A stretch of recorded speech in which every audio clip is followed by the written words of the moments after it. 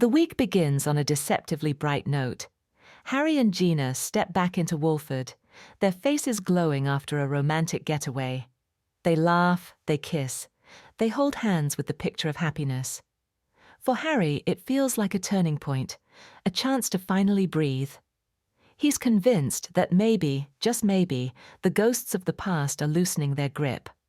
But Walford doesn't forgive, and it never forgets. The moment Harry walks into the arches, his fantasy collapses. The sight stops him dead in his tracks. Kojo, motionless, sprawled on the floor. His chest barely rises. A mate? No. To Harry, Kojo is family. And this isn't just an accident, it's a message. Harry drops to his knees, panic flooding his veins. He shouts his name, shakes his shoulders. No response. The air feels heavy, poisoned with dread. In that split second, Harry knows this isn't random. This is connected to Ravi, to Oki, to the world Harry tried so hard to avoid. Desperation fuels him. His voice cracks as he begs Kojo to hold on. "Don't you dare leave me, mate. Not like this." But deep down, fear gnaws at him. Was this his fault? Did his silence, his reluctance to confront Ravi, bring them all to this point? Fueled by rage, Harry storms straight to Ravi. He doesn't even knock. He bursts in, fists clenched, jaw tight. But Ravi, he barely looks up. Cold, indifferent, like Kojo's life means nothing. Harry demands answers. Ravi smirks. "You think I had something to do with it? Maybe he just couldn't handle the pressure." Those words cut deeper than any blade. And Harry realizes something chilling. Ravi doesn't need to pull the trigger himself. His world is designed to destroy people slowly, silently, from the inside. Helpless but furious, Harry turns to the only person left who might help Teddy. Teddy, who's always tried to stay out of Ravi's chaos, suddenly finds himself dragged into the center of it. But Ravi doesn't forgive intrusion. And with every step Teddy takes into this mess, he's risking everything. His freedom, his safety, his family. News of Kojo's collapse spreads like wildfire. The square buzzes with whispers, but for George, it's not whispers. It's war drums. He races to his son, his face pale, his heart hammering. For George, Kojo is everything, and seeing him broken rips the ground out from beneath him. But George doesn't handle guilt well. His protectiveness smothers, his desperation overwhelms. Instead of comforting Kojo, he corners him, presses too hard, demands too much. And Kojo, already drowning in secrets, already cracking under the weight of Ravi and Oki's grip, shuts down completely. A wall builds between father and son. And this wall isn't built of anger, it's built of silence. The silence of a boy too burdened to speak, and a father too desperate to listen. Kojo's collapse wasn't just physical, it was emotional. His body broke because his spirit has been breaking for months. He's been carrying secrets that no one in Walford would believe. What if Kojo has been the bridge between Ravi's criminal world and the families of Albert Square? What if every late-night meeting, every hushed phone call, every missing hour was part of a web that now threatens to strangle him? And worse, what if Kojo blames himself for what's coming next? Because here's the truth. Ravi doesn't let go, and Kojo knows too much. While one family crumbles, another fractures in a different way. Stacy Slater. Walford's survivor, fighter mother, makes her tearful exit.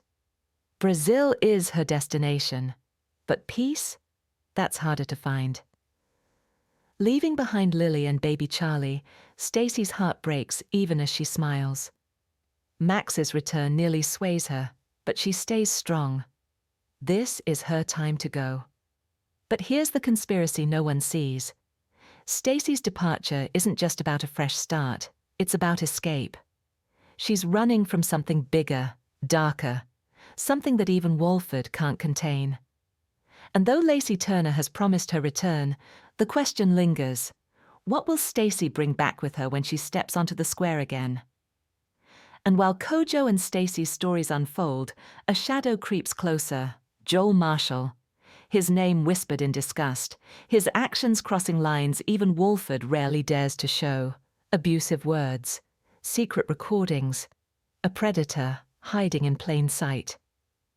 Vicky Fowler is caught in his web, her world about to spiral as Joel's behavior escalates to something terrifying. Alice Hay warns us, what's coming will be dark and upsetting. But here's the thriller twist. What if Joel's storyline isn't just about him?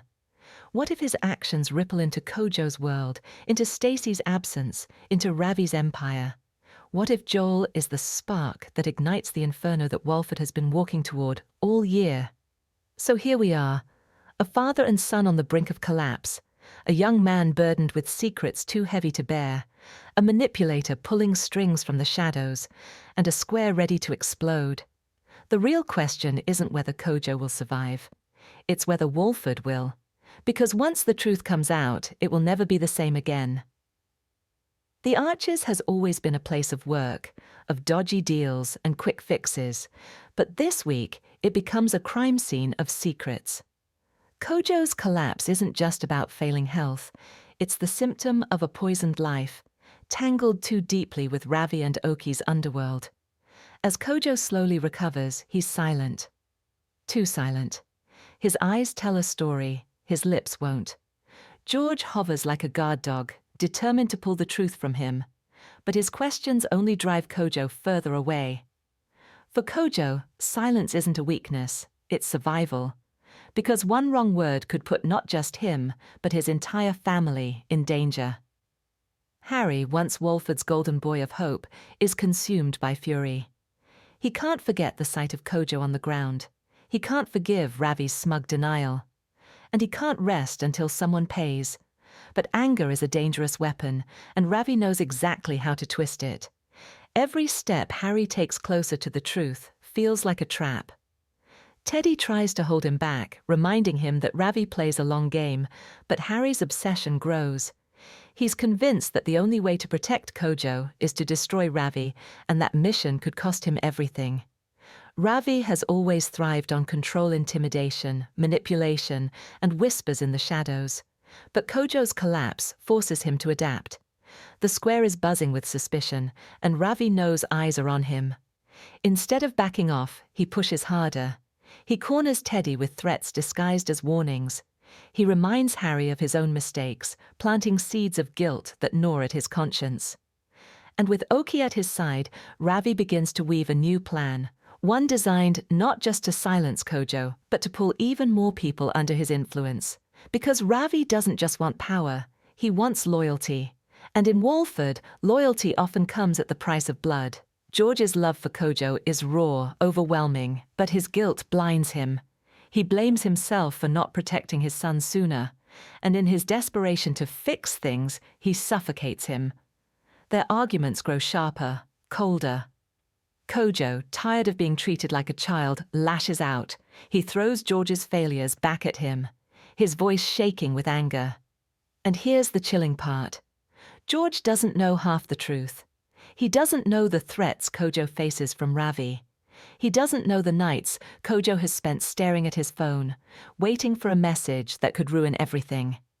Their bond teeters on the edge of collapse, and unless George learns to listen instead of control, he could lose Kojo forever. Across the ocean, Stacy Slater lands in Brazil. The air is warm, the beach is endless, but peace? Still out of reach. For viewers, Stacy's exit felt like closure, but for Walford insiders, it feels suspicious. Was her move really about fresh beginnings, or was she running from something darker? Max's sudden reappearance before she left wasn't just a coincidence. His confession of feelings, her refusal, the timing, it all feels like pieces of a puzzle we're not supposed to see yet. Because if Stacy is truly running from Walford's secrets, the question becomes, how long before those secrets follow her to Brazil? Meanwhile, another storm brews quietly in the shadows. Joel Marshall. His cruelty has already shaken the square. Abusive words, predatory behavior, and hidden recordings. But Alice Hay, who plays Vicky Fowler, warns us, it's about to get worse. Joel's behavior escalates. His misogyny becomes more violent, his control more dangerous. And Vicky finds herself caught in the middle, her trust ripped apart as Joel reveals just how deep his darkness goes. But here's the conspiracy twist. What if Joel isn't acting alone? What if his actions connect to Ravi's empire, to the underworld pulling strings from behind the curtain? Because in Walford, villains don't operate in isolation. They collide, they cross, they feed off each other's chaos. And Joel's spiral may be the very trigger that sets Ravi's house of cards tumbling.